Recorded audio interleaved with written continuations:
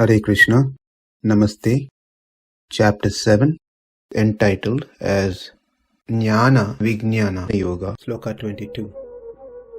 Tayā śraddhayā yuktas tasyārādhanam īhate labhate tataḥ kāmān mayaiva vihitān. In the previous sloka, we saw how it is Krishna who gives the faith, who increases the faith of a person in their worship to a particular deity, devata, demigod. It's all the same, different terms. Now, Arjuna had another question in his mind. Does these demigods have the power of giving the benefit that their devotees or people asking for? It appears to me that yes, you give the faith of those devotees to worship that particular devata, but the result that they obtain through this devata seem to be given by those respective devatas. So Krishna answers here in this sloka that no, as Antaratma, as Super Soul, I make these demigods to give the benefit. In other words, I am the one who is giving the benefit, the result that those people wanted from these devatas. Let's see the word by word and the meaning. Saha, he, that one who desires of worshipping those demigods, tayā, with that, śraddhayā, faith, yuktas, endowed, tasyāādhanam, of that demigod, ārādhanam, worship, īhate, performs, tataḥ, because of that worship, mayaiva, by me alone, vihitān, bestowed, tān, those, kāmān, desired results, labhate, obtains he, certainly. So let's see the meaning of this translation of this sloka. Endowed with such a faith, he endeavors to worship a particular demigod and obtains his desires.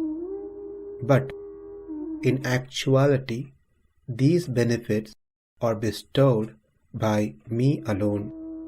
Mayaiva, that's a word that we have to look for. That is me alone who gives what these people wanted. How do we understand that it is not the devatas, the demigods, that giving and fulfilling the devotees' prayers by giving what they want? It is Krishna who is giving. How do we understand this? As we have discussed in the starting of this chapter, there are creations, srishti, and destruction, pralaya, happens in certain time. Now let's keep that in mind and take an example. If I do a prayer, a yaga, do an austerity, vrata, to a particular devata. Let's pick Indra for an example. And I'm performing severe austerity and prayers towards Indra to obtain something. And tomorrow the pralaya happens, destruction of all the planetary systems. Bhur, Bhuva, Swarga, where Indra is present, everything is destroyed, which means Indra is also gone.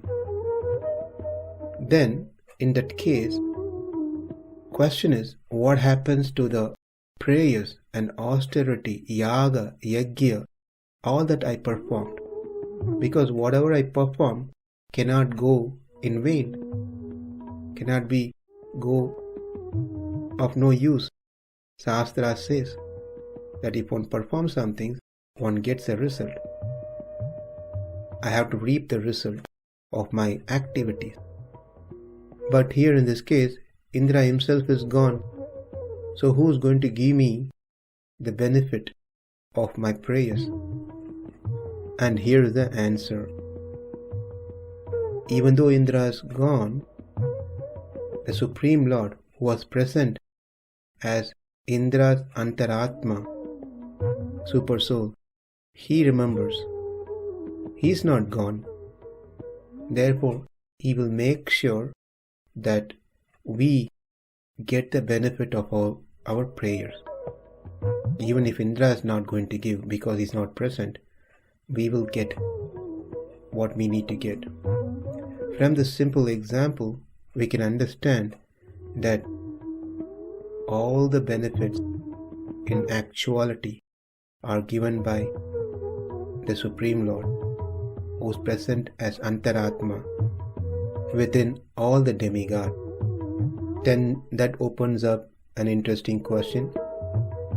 Why even we need these devatas in first place?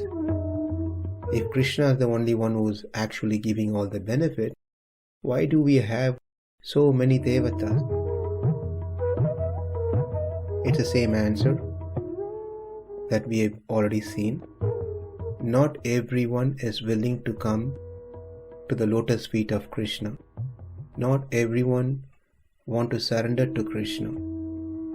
Not everyone accept Krishna as the Supreme Personality of Godhead. Not everyone knows the truth. Therefore, they go to various gods based on their vasanas, samskaras, gunas that they've been carrying. If I, that is Krishna, has not provided options for these people to go to, then they will become totally faithless. They will lose their faith in the scriptures that I gave them. They will go against dharma. They will become atheists. To avoid all these things, I have provided them the options based on their guna that they can approach.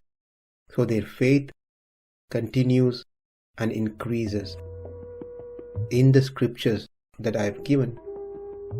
And as we have mentioned earlier, gradually such people becomes Krishna Bhakta. Suryasaiva tu yo bhaktaha sapta janmantaram naraha tasyaiva tu prasadena rudra bhakta prajayate shankarastu yo bhaktaha sapta janmantaram naraha tasyaiva tu prasadena vishnu bhakta prajayate. This we already saw, that how a person gradually get moved from being a Surya's devotee, Surya Dev's devotee, to Shankara's devotee. And by the mercy of Shankara, that is Lord Shiva, one becomes Vishnu Bhakta. And certainly, now that one has to go through this step-by-step process, one can always become Krishna's devotee anytime. So the next question is, why Krishna has to let happen such worship? Why can't he correct it? Well, sometimes when children doesn't want to listen to the parents has to let the children go through that experience, so they come to their senses by the realization that they get. That's exactly what is happening here. Krishna gave necessary scriptures to develop bhakti and attain his abode and serve him. But people in general doesn't want to follow those scriptures, but only take up those things that they really wanted from the scriptures, so they can materially gain some profit. In one sense, we have to admit that these people are much better than those who worship some so-called devatas which they invent. They start new worship, new god. That's a sad part. So it is very important, being a student of Bhagavad Gita, that we try to educate people in a right direction. So the first thing is, we learn Bhagavad Gita from the right source. And when we are convinced with the message of Bhagavad Gita, then we start sharing this knowledge to others, because people are in need for such knowledge. That means we need many teachers who have knowledge and who are practicing in their life, so they can help others, help the world. Now, another question that might come from this sloka is, does these people who worship the devatas, do they have the knowledge that these demigods are coming from Krishna, coming from the body of Krishna, and they are part of Krishna's body? Answer is no, they don't know. If they don't know, then why should Krishna let them get their benefit? Well, we have addressed this one in the previous session by giving an example of king, his body, and a servant who's massaging the king's body. Irrespective of the servant knowing the fact that it is king's body that he is serving, but the one who's really getting satisfied is the king's atma, who's present within this body.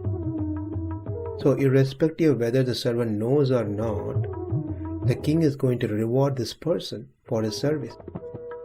Baladev Vidyabhushan, one of the acharya, who commented on this question, that I give them the results. That is Krishna saying, I give them the results, since I consider that such faith in the devatas is indirectly faith in me through my form, as these devatas are my body. Therefore, serving my body is serving me indirectly.